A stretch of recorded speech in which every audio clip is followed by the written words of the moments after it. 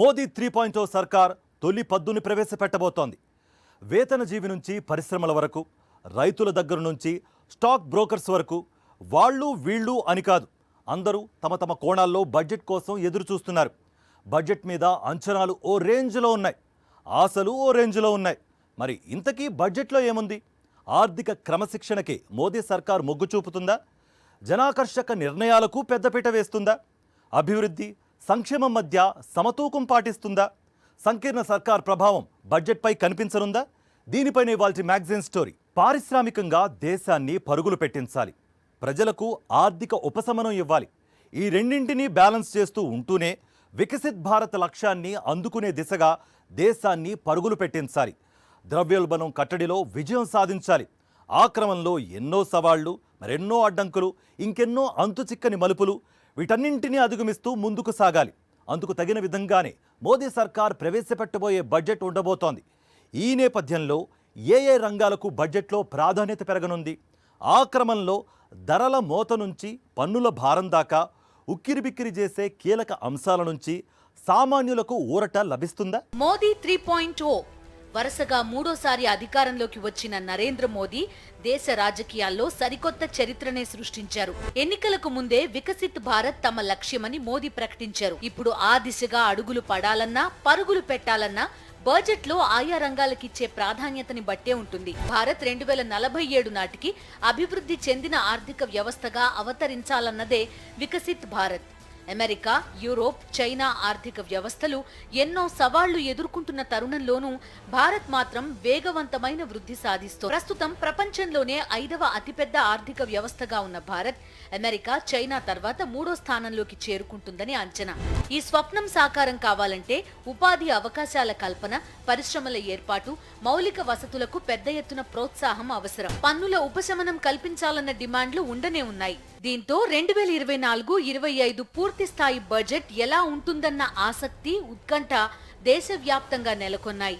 మరోవైపు ఇప్పటికే తమ బడ్జెట్ ని అమృత్ కాలానికి చెందిన బడ్జెట్ గా మోదీ అభివర్ణించారు. వికసిత్ భారత్ లక్ష్యాన్ని అందుకునే విధంగానే బడ్జెట్ రూపకల్పన చేసినట్టు తెలిపారు. अमृत काल का एक महत्वपूर्ण बजट है.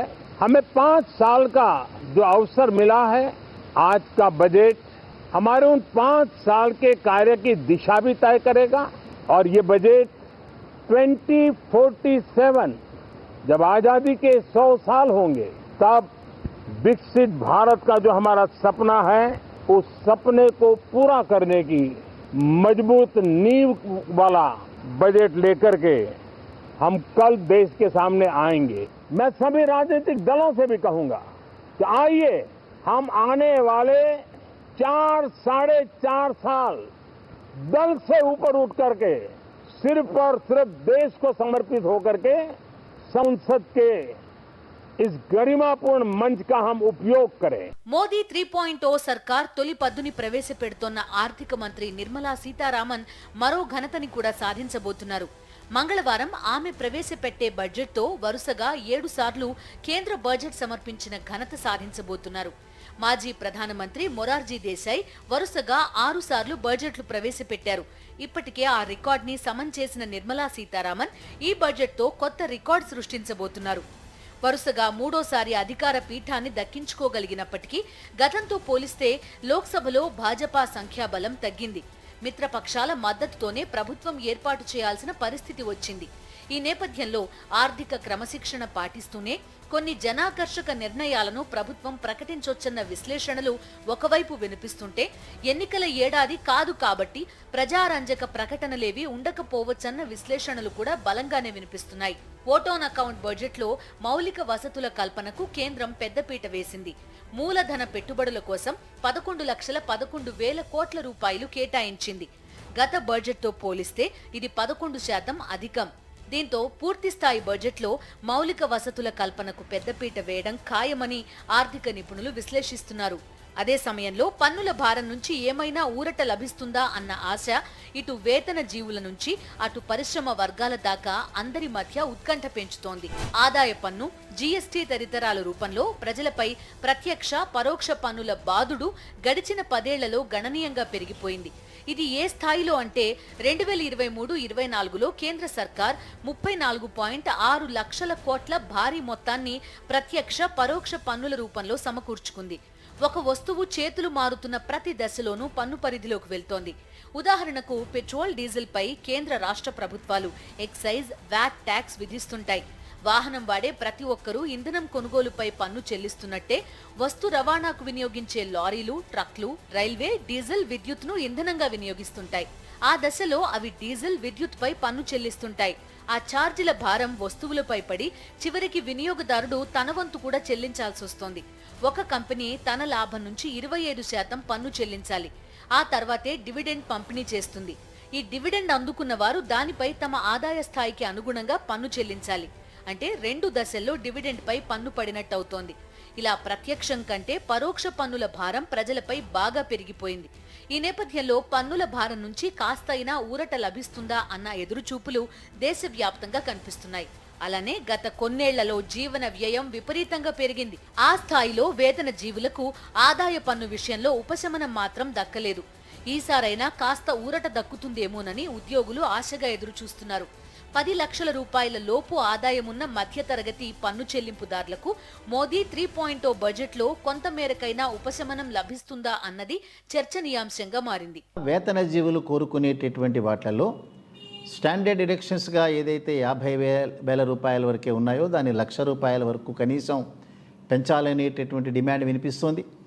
దానితో పాటుగా పన్ను మినహాయింపు, ప్రాథమికంగా మినహాయింపు ఏదైతే 3 లక్షల రూపాయల వరకు మినహాయింపు ఉందో దాన్ని 5 లక్షల రూపాయల వరకు కనీసం పెంచాలనేటటువంటి డిమాండ్తో పాటుగా స్లాబులను కూడా దాన్ని చేంజ్ చేయటం అనేటటువంటిది ఉండాలి. ఇవాళ ఏదైతే 15 లక్షల ఇన్కమ్ దాటినటువంటి వారికి డైరెక్ట్గా 30% ఆ ట్యాక్స్ దీంట్లోకి ఏదైతే వెళ్తున్నారో వాటిని కనీసం 25 లక్షల రూపాయల వరకు దాన్ని పెంచాలనేటటువంటి కోరికలు ఉన్నాయి వేతన జీవులకి.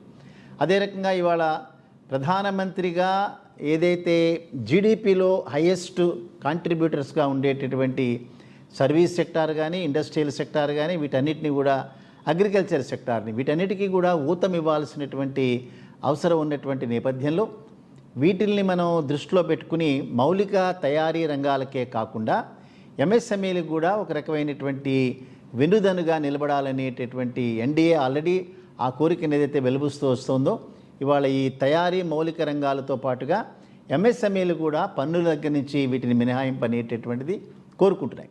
సుస్థిరాభివృద్ధి లక్ష్యాల సాధనలో భాగంగా పేదరిక నిర్మూలన, ఆకలి బాధలను నివారించడం, నాణ్యమైన విద్య, లింగపరమైన సమానత్వం, ఆర్థిక వృద్ధి లాంటి ఉన్నత లక్ష్యాలను దృష్టిలో పెట్టుకుని కేంద్ర బడ్జెట్ ఉంటుందన్న విశ్లేషణలు బలంగానే వినిపిస్తున్నాయి. అదే సమయంలో మోదీ సర్కార్ ఏ రంగాలకు ఏ స్థాయిలో ప్రాధాన్యత ఇవ్వబోతోందన్న ప్రశ్న కూడా తీవ్ర ఉత్కంఠ రేపుతూనే ఉంది. రైతుల ఆర్థిక స్థితిని మెరుగుపరుస్తాం, ఆదాయాన్ని పెంచుతాం. మోదీ సర్కార్ తొలి నుంచి ఇదే మాట చెబుతోంది. కానీ బడ్జెట్లో కేటాయింపులు మాత్రం ఆ స్థాయిలో హామీ ఇవ్వలేకపోయాయి. మరెప్పుడైనా మోదీ 3.0 సర్కార్ గ్రామీణ భారతం వైపు దృష్టి పెడుతుందా అన్నది ఆసక్తికరంగా మారింది. ఎందుకంటే వికసిత్ భారత్ లక్ష్యాన్ని అందుకోవాలంటే గ్రామీణ భారతంలోనూ వెలుగులు నిండాలి. అదే సమయంలో హెల్త్ కేర్ నుండి కీలకమైన ఎంఎస్ఎంఈల వరకు మోదీ ప్రభుత్వం ఇచ్చే ట్రీట్మెంట్ ఎలా ఉంటుందన్న కోణం అందరి దృష్టిని ఆకర్షిస్తోంది. మోదీ 3.0 సర్కార్ తొలి బడ్జెట్లో అన్నదాతలకు ఎంత అండ దొరుకుతుందన్న దాని చుట్టూ అనేక ప్రశ్నలున్నాయి. రైతుల ఆదాయాన్ని, వారి ఆర్థిక స్థితిగతులను పెంచేందుకు కృషి చేస్తామని మోదీ ప్రభుత్వం చెప్తున్నా కేటాయింపులు మాత్రం ఆ స్థాయిలో జరగడం లేదు. 2023-24 బడ్జెట్లో సాగు రంగానికి 1.25 లక్షల కోట్ల రూపాయలు మాత్రమే కేటాయించారు. దాంతో పోల్చితే కేవలం 0.6% మాత్రమే పెంచి 2024-25 మధ్యంతర బడ్జెట్లో 1.27 లక్షల కోట్ల రూపాయలు కేటాయించారు. గ్రామీణాభివృద్ధి కేటాయింపులు మాత్రం 4.2% పెంచి 1.8 లక్షల కోట్ల రూపాయలు చూపించారు. నిజానికి జాతీయ ఆదాయంలో సాగు రంగం వాటా 17% అయినా జనాభాలో దాదాపు 60% దీనిపైనే ఆధారపడి జీవిస్తున్నారు. అందువల్ల వ్యవసాయానికి, రైతులకు బడ్జెట్ ఆసరాగా నిలవాలి. వ్యవసాయ రంగంలో ప్రధానమంత్రి కిసాన్ సమ్మాన్ పథకం కింద ప్రతి వ్యవసాయదారుడికి ఇస్తున్న 6,000 రూపాయల ఆర్థిక సాయాన్ని 8,000 దాకా పెంచాలనే డిమాండ్ గట్టిగానే వినిపిస్తోంది. కానీ ఆ దిశగా బడ్జెట్లో ఆదాయం లభిస్తుందా లేదా అన్నది చూడాలి. అలానే వ్యవసాయ రంగంలో పరిశోధనల విషయంలో దేశం వెనకబడే ఉంది. భారీగా కేటాయింపులు ఉండాలన్న డిమాండ్ని ఈసారైనా పట్టించుకుంటారా లేదా అన్నది చూడాలి. పంట నష్టాన్ని తగ్గించి మెరుగైన రేటు వచ్చే దిశగా బడ్జెట్లో చర్యలు ప్రకటిస్తారన్న ఆశలు రైతన్నల్లో నెలకొన్నాయి. దేశవ్యాప్తంగా రైతులందరికీ నానో డిఏపి ఎరువులను అందుబాటులోకి తీసుకురావడం, పంట ఉత్పత్తి అనంతరం నిల్వ, సరఫరా వ్యవస్థ, ప్రాసెసింగ్, మార్కెటింగ్లో ప్రభుత్వ, ప్రైవేట్ పెట్టుబడులను ప్రోత్సహిస్తామని మధ్యంతర బడ్జెట్లో చేసిన ప్రకటనలు ఈ రంగానికి బలాన్నిచ్చేవే. దేశీయంగా ఉత్పత్తి రంగాన్ని మరింత ప్రోత్సహించేందుకు ఈ బడ్జెట్లో కీలక నిర్ణయాలను ప్రకటించే అవకాశం ఉంది. అలానే ఉత్పత్తి ఆధారిత ప్రోత్సాహకం పథకాన్ని బొమ్మలు, ఫర్నిచర్ తదితర రంగాలకు విస్తరించే అవకాశం ఉందని నిపుణులు విశ్లేషిస్తున్నారు. ఇక సూక్ష్మ, చిన్న, మధ్య తరహా పరిశ్రమలను ఆర్థిక కష్టాల నుంచి గట్టెక్కించేందుకు కేంద్రం కొత్త పథకాన్ని ప్రకటించొచ్చని ఆర్థిక నిపుణులు అంచనా వేస్తున్నారు. అందుకోసం 10,000 కోట్ల రూపాయలకు పైగా కేటాయింపులు జరగొచ్చని అంచనా. దేశంలో ఎక్కువ మందికి ఉపాధి కల్పిస్తున్నవి ఎంఎస్ఎంఈలే. ఈ పరిశ్రమ కేంద్రం నుంచి మరింత సాయాన్ని ఆశిస్తోంది. తక్కువ వడ్డీపై రుణ సాయానికి తోడు సులభతర రుణాలు, ఆవిష్కరణలకు ప్రోత్సాహం, మౌలిక వసతుల కల్పన, సానుకూల పన్ను విధానం లాంటి రూపాల్లో సహకారాన్ని కోరుతోంది. ఎంఎస్ఎంఈలకు 45 రోజుల్లోగా చెల్లింపులు జరిగేలా చట్టంలో మార్పులు తీసుకురావాలని పరిశ్రమ కోరుతోంది. మోదీ ప్రభుత్వం ముందున్న ముఖ్యమైన సవాళ్లలో తలసరి ఆదాయం పెంచడం ఒకటి. ప్రపంచంలో టాప్ 10 ఆర్థిక వ్యవస్థల్లో జీడీపీ పరిమాణం పరంగా $3,942 బిలియన్ భారత్ 5వ స్థానంలో ఉంది.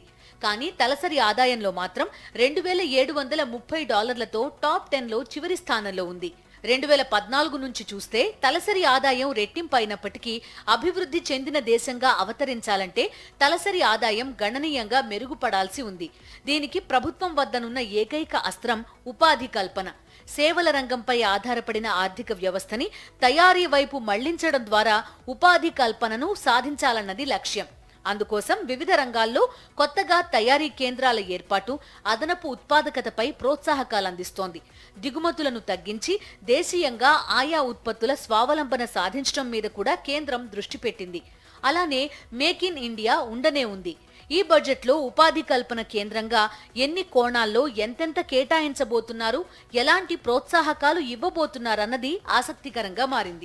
వికసిత్ భారత్ లక్ష్యాన్ని అందుకోవడానికి ఇక మిగిలిన సమయం ఎంత? 25 ఏళ్ల టైం కూడా లేదు. ఈలోపు నిరుద్యోగ రేటును భారీగా తగ్గించడంతో పాటుగా పేదరిక నిర్మూలన దిశగా భారీ విజయాలను నమోదు చేయాలి. విద్యారంగంలో మెరుగైన సంస్కరణలు అమలు చేయాలి. మేక్ ఇన్ ఇండియా ప్రపంచవ్యాప్తంగా మెరుపులు మెరిపించాలి. మౌలిక సదుపాయాల కల్పనలో దూసుకుపోవాలి. అప్పుడే వికసిత్ భారత్ నినాదం 2047 నాటికి నిజమవుతుంది. ఈ లక్ష్యాలన్నీ అందుకునే క్రమంలో తొలి బడ్జెట్ ఎంతమందిని మెప్పిస్తుంది, ఏ రంగాల్లో మెరుపులు మెరిపిస్తున్నది అన్నది అత్యంత ఆసక్తికరంగా మారింది. భారత్ ముందున్న పెను సవాళ్లలో నిరుద్యోగం ఒకటి, అలానే పేదరికం కూడా. Centre for monitoring Indian economy అంచనాల ప్రకారం దేశీయంగా జూన్లో నిరుద్యోగ రేటు 9.2% ఉంది. స్టేట్ బ్యాంక్ ఆఫ్ ఇండియా అంచనాల ప్రకారం పేదరికం 4.5 నుంచి 5% ఉంది. ఈ నేపథ్యంలో వికసిత్ భారత్ లక్ష్య సాధనలో వస్తున్న బడ్జెట్లో ఈ సమస్యల పరిష్కారం కోసం నిర్ణయాలు ఉండొచ్చని నిపుణులు విశ్లేషిస్తున్నారు. వికసిత్ భారత్ లక్ష్య సాధనలో భాగంగా సమ్మిళిత వృద్ధి, సుస్థిరాభివృద్ధి, భౌతిక, డిజిటల్, సామాజిక మౌలిక సదుపాయాలకు ఈ బడ్జెట్లో అత్యంత ప్రాధాన్యత ఇవ్వాలి. ఉపాధి కల్పనలో భాగంగా పర్యాటకం, వ్యవసాయ ఉత్పత్తుల శుద్ధి, ఆరోగ్య రంగాలపై దృష్టి సారించాలి. మహిళా సాధికారత సాధన గురించి కేంద్రం పదే పదే చెబుతోంది. ఈ క్రమంలో మహిళల ఆర్థికాభివృద్ధికి దోహదం చేసే ప్రోత్సాహకాలు ఈ బడ్జెట్లో ఖచ్చితంగా ఉంటాయన్న అంచనాలు పెరుగుతున్నాయి. మహిళా సమ్మాన్ సేవింగ్స్ సర్టిఫికేట్ పథకం ఒకసారి వర్తిస్తుంది. దీన్ని గ్రామీణ ప్రాంతం వారికి తక్కువ కాల పరిమితికి ఎక్కువ వడ్డీకి ఇవ్వాలన్న డిమాండ్ వినిపిస్తోంది. యువత, మహిళలను ఔత్సాహిక పారిశ్రామికవేత్తలుగా మార్చేందుకు ప్రధాన్ మంత్రి ముద్రా యోజన ద్వారా దాదాపు 22.5 లక్షల కోట్ల రుణాలు మంజూరు చేశారు. దీనికి కేటాయింపులు మరింత పెంచాలి. స్టార్టప్ ఇండియా నిధులను సకాలంలో మంజూరు చేయడం మీద ఈ బడ్జెట్లో ఫోకస్ పెడతారా అన్న చర్చ కూడా సాగుతోంది. దేశ ఉత్పాదకత పెరిగేందుకు ఆరోగ్యకర సమాజం ఎంతో అవసరం. 2023-24 బడ్జెట్లో ఆరోగ్యం, కుటుంబ సంక్షేమ శాఖకు చేసిన కేటాయింపులు 80,517 కోట్ల రూపాయలు. మొత్తం బడ్జెట్లో 2% లోపే. 2024-25 మధ్యంతర బడ్జెట్లో దీన్ని 13% పెంచి 90,658 కోట్ల రూపాయలు చూపించారు. ఈ నిధులు మరింత పెరగాల్సిన అవసరం ఉంది. నూతన ఔషధాల ఆవిష్కరణపై చేసే ఖర్చుకు డయాగ్నోస్టిక్స్ పైన జీఎస్టీ మినహాయించాలని, PLI కింద ఈ రంగానికి ప్రోత్సాహకాలు పెంచాలని పరిశ్రమ కోరుతోంది. 9 నుంచి 14 ఏళ్ల బాలికలకు గర్భాశయ ముఖద్వార క్యాన్సర్ నుంచి నివారణకు టీకా ఇవ్వడాన్ని సార్వత్రిక టీకా కార్యక్రమం పరిధిలోకి తేవాలన్న డిమాండ్ ఉంది. క్యాన్సర్, జీవనశైలి వ్యాధుల నివారణకు వీలుగా ప్రజారోగ్యంపై మరింత పెట్టుబడులు అవసరమన్న సూచనలను బడ్జెట్ పరిగణలోకి తీసుకునే అవకాశం ఉంది. ఆయుష్మాన్ భారత్ ఆరోగ్య పథకాన్ని మరింత మందికి చేరువ చేసే దిశగా ప్రభుత్వం చర్యలు తీసుకుంటుందన్న అంచనాలు బలంగా ఉన్నాయి. వైద్య ఉపకరణాల దిగుమతులపై ప్రపంచంలోనే అత్యధికంగా కస్టమ్స్ డ్యూటీలు మన దేశంలో ఉన్నాయని, వీటిని తగ్గించాలన్న పరిశ్రమ డిమాండ్ని కూడా ఈ బడ్జెట్లో పరిశీలించొచ్చు. శిలాజ ఇంధనాలైన బొగ్గు, పెట్రోలియం ఉత్పత్తులపైనే ఇప్పటిదాకా ఎక్కువగా ఆధారపడుతున్నాయి. అందుకే సోలార్, విండ్, గ్రీన్ హైడ్రోజన్ తదితర పర్యావరణ అనుకూల ఇంధనాలను కేంద్రం ప్రోత్సహిస్తోంది. 2070 నాటికి కర్బన ఉద్గారాల విడుదలను పూర్తిగా అరికట్టి నెట్ జీరో లక్ష్యాన్ని అందుకోవాలంటే పునరుత్పాదక ఇంధన వనరులపై పెట్టుబడులకు ప్రోత్సాహం తప్పనిసరి. ఆ దిశగా ఇప్పటికే కేంద్ర ప్రభుత్వం ఫోకస్ పెట్టింది. మరోవైపు ఎలక్ట్రిక్ వాహనాల వినియోగంపై ప్రజల్లో ఆసక్తి పెరుగుతోన్న దశలో ఫేమ్ పథకం ద్వారా సబ్సిడీలు తొలగించడం సరికాదని పరిశ్రమ భావిస్తోంది. ప్యారిస్ ఒప్పందాన్ని పకడ్బందీగా అమలు చేయడంపై, భూతాపాన్ని తగ్గించడంపై భారత్ దృఢ సంకల్పంతో ఉంది కాబట్టి గ్రీన్ ట్రాన్సిషన్ ఇండస్ట్రీస్ కి మంచి ప్రోత్సాహకాలు ఉండొచ్చని నిపుణులు అంచనా వేస్తున్నారు. ఎలా ఉండబోతుంది ఈ బడ్జెట్ అనేది ఆల్రెడీ మనకి మోడీ గారు ఒక క్లూ ఇచ్చారు. సో 2047 సంబంధించి, అంటే 100 సంవత్సరాల స్వతంత్రానికి వచ్చినటువంటి సంవత్సరానికి సంబంధించి వికసిత్ భారత్ లక్ష్యంతో ఈ బడ్జెట్ ఉండబోతుంది అనేటువంటి విషయాన్ని ఆయన స్పష్టం చేశారు. అంటే 2047 సంవత్సరానికి మనం సంపూర్ణంగా కూడా ఒక అభివృద్ధిని సాధించాలి, ఆ దిశగా వెళ్లాల్సినటువంటి అవసరం ఉంది అనేది కీ పాయింట్ కింద తీసుకోవాలి మోడీ గారి స్పీచ్ నుంచి. అయితే ఈ 23 సంవత్సరాల్లో ఏం చేస్తే మనం అభివృద్ధి చేస్తాం అనే దానికి సంబంధించి మొదటి పునాది మెట్లు ఈ బడ్జెట్ నుంచే పడతాయని చెప్పి క్లియర్గా చెప్తూ ఉన్నారు. సో మేజర్ ఫోకస్ వచ్చి ఈసారి గ్రీన్ ట్రాన్సిషన్ మీద ఉండేటువంటి అవకాశం ఉంటుంది. సో గ్రీన్ ట్రాన్సిషన్కి సంబంధించినటువంటి ఇండస్ట్రీస్ ఏవైతే ఉన్నాయో వాటికి సంబంధించి ఎక్కువ రాయితీలు ఇవ్వడం కానివ్వండి, దాని మీద ఎక్కువ ఖర్చు పెట్టేటువంటి అవకాశం ఉంటుంది. ద్రవ్య లోటును 5.1% తగ్గించాలని లక్ష్యంగా పెట్టుకున్నట్టు ఓటాన్ అకౌంట్లోనే మోదీ ప్రభుత్వం తెలిపింది. ప్రస్తుతం దాన్ని 5% లోపుకు పరిమితం చేయాలని లక్ష్యం విధించుకునే అవకాశాలున్నాయి. మోదీ సర్కార్ గత 4 బడ్జెట్లలో రహదారులు, రైల్వేలు, జలశక్తి, కమ్యూనికేషన్లకు పెద్దపీట వేసింది. దేశ రక్షణ కోసం కూడా భారీగా కేటాయింపులు చేసింది. విద్య, వైద్యానికి కేటాయింపులు పెంచినప్పటికీ భారీ స్థాయిలో మాత్రం లేవు. వికసిత్ భారత్ లక్ష్యంగా రాబోయే 5 ఏళ్లలో మోదీ ప్రభుత్వం ఎలాంటి ప్రాధాన్యతలతో ముందుకు వెళ్లబోతోందన్నది ఈ బడ్జెట్తో క్లారిటీ వస్తుందని ఆర్థిక నిపుణులు విశ్లేషిస్తున్నారు. ఇది వాళ్ళ మ్యాగజైన్ స్టోరీ.